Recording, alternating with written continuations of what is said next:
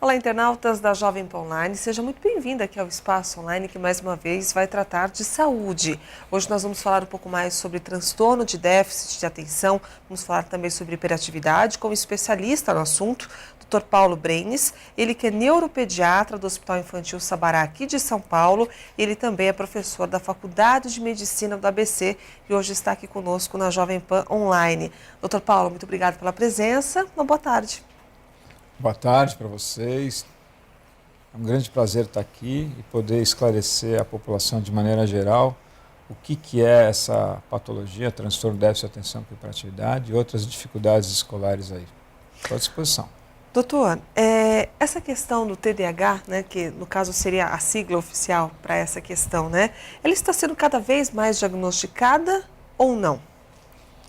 Então, na realidade, a sigla quer dizer o quê?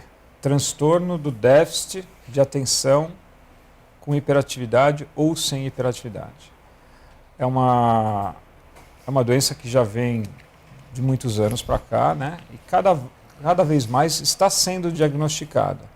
Mas, por incrível que pareça, ela ainda é subdiagnosticada. É menos diagnosticada do que a gente gostaria que fosse. E a gente tem certeza disso porque todos os trabalhos falam a favor de que ela é realmente subdiagnosticada. Agora, é uma patologia que 5 a 6% de toda a população existe. E ela começa na infância, né? Você tem casos começando desde 5, 6 anos, atravessa a adolescência e vai permanecer em grande parte na idade adulta. E os principais sintomas são esses mesmos. São pessoas desatentas, que não costumam prestar atenção, que cometem erros por falta de atenção, e pessoas que têm uma agitação psicomotora, pessoas que têm uma hiperatividade importante. Agora, doutor, quando o senhor fala que aqui nós temos uma subnotificação da doença, isso é algo realmente que preocupa bastante. Em compensação, nas escolas é muito comum, né? Muitas vezes os funcionários, as professoras, né, por verem uma criança um pouco mais agitada, taxarem aquela criança de hiperativa. Esse tipo de diagnóstico deve ser evitado.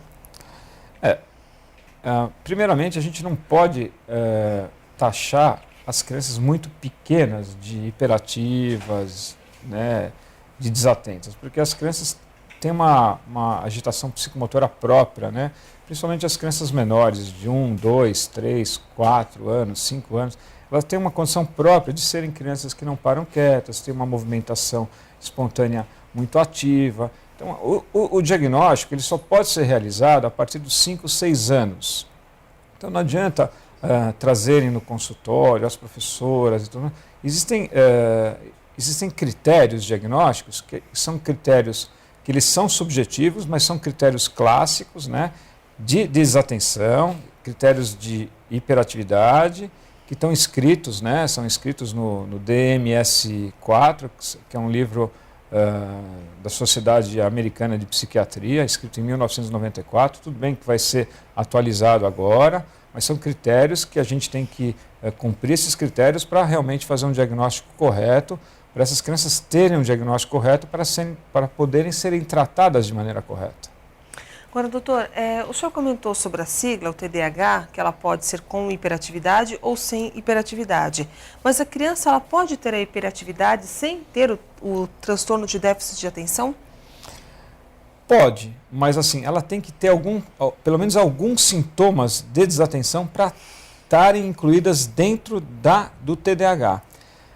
A hiperatividade por si só, sem o déficit de atenção, não faz diagnóstico. Então a gente tem que ter critérios de desatenção para estar incluídos dentro desses sintomas. Os sintomas principais de hiperatividade, por exemplo, nas crianças, nos escolares, são, por exemplo, crianças que não param quietas, que falam excessivamente, não costumam sentar na cadeira ou na carteira na sala de aula, não param na mesa de jantar, né, levantam excessivamente.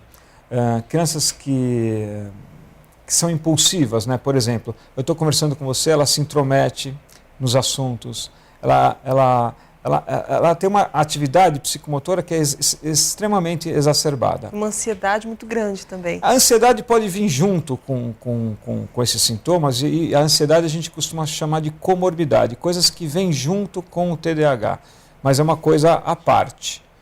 E os sintomas de desatenção são aquelas crianças que, por exemplo, extremamente avoadas, né?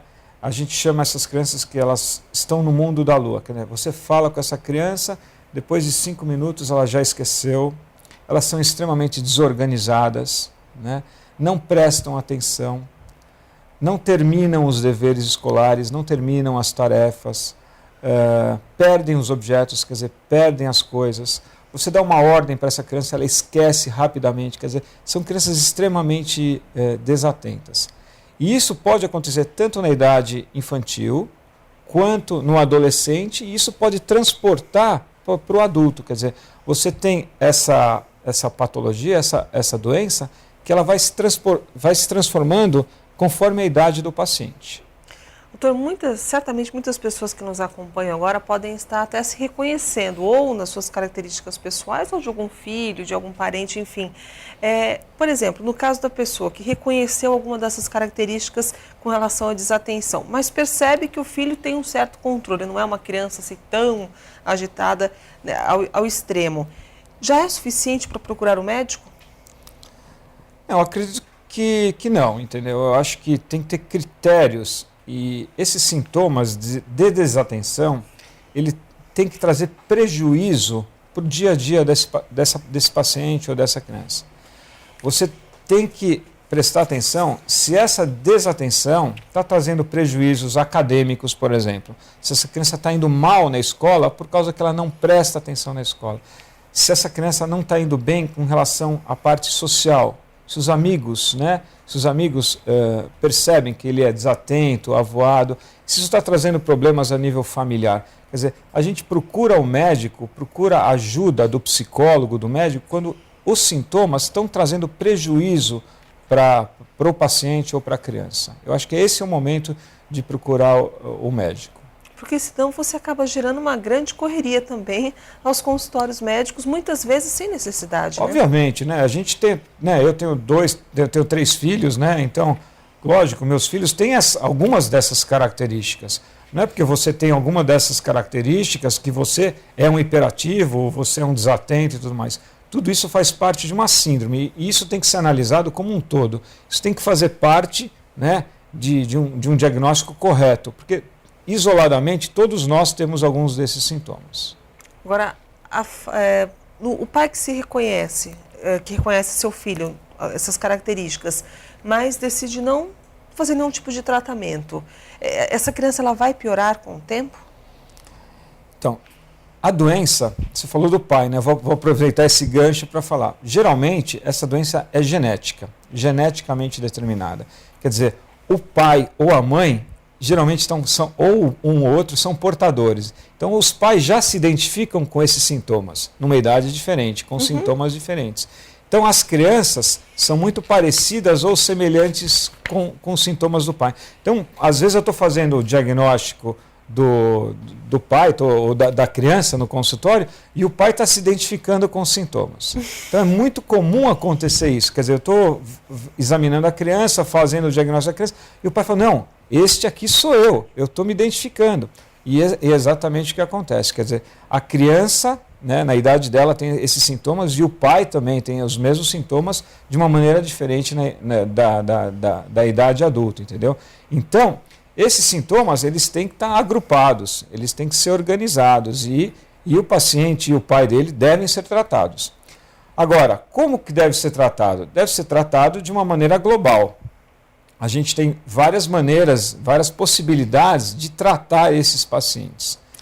É sobre isso que a gente vai conversar no próximo bloco, doutor. Nós estamos encerrando o nosso primeiro bloco aqui da Jovem Pan Online. No próximo bloco, vou pedir justamente para que o senhor nos explique detalhadamente esses tratamentos e também fale um pouco sobre essas polêmicas em torno do tratamento ou não para esse tipo de caso. Hoje nós estamos conversando com o neuropediatra do Hospital Infantil Sabará, o Dr. Paulo Brenes, ele que também é professor da Faculdade de Medicina do ABC, hoje está aqui conosco falando um pouco mais sobre hiperatividade, falando também sobre transtorno de déficit déficit de atenção. Espero que você continue conosco, daqui a pouco voltamos. Até já.